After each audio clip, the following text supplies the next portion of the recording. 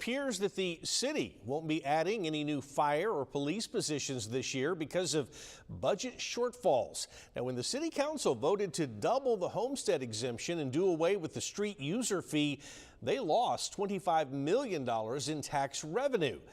That's now forcing the city manager to look at making cuts across the board, which includes our first responders. Michael Gibson has details.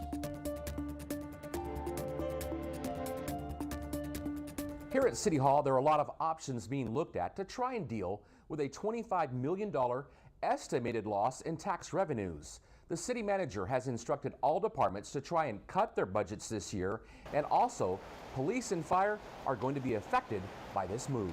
We'll be meeting tomorrow, Saturday, with police and fire, with the police chief and the fire chief to look at their budget and to look at their reduction proposals. City Manager Peter Zanoni wants all city departments to propose at least 5% in cuts to their budgets.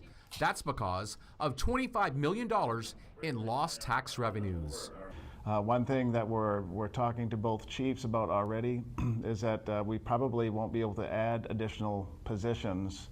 Police Department spokeswoman Lieutenant Erica Gonzalez believes the department can handle any budget cuts. It does have 34 cadets about to begin training coming up on July 15th. Those recruits will replace officers who will retire or actually leave the department. The city manager says the city has added 55 officers to the ranks over just the past 5 years. And now the budgeted number of officers sits at 501. They're going to be looking at and seeing where they can cut and make little adjustments, whether that's, equipment here and there. But as far as how it affects the department, it's not going to affect, like I said, it's not going to affect how we make those calls for service to the public.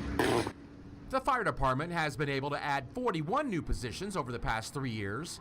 It was hoped those numbers would continue to grow because City Manager Zanoni says only a third of the department's fire companies have four-man crews.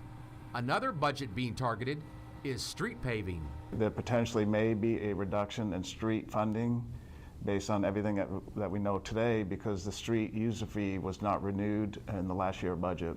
The budget last year was $1.5 billion. The city manager says it may not even reach that mark this year.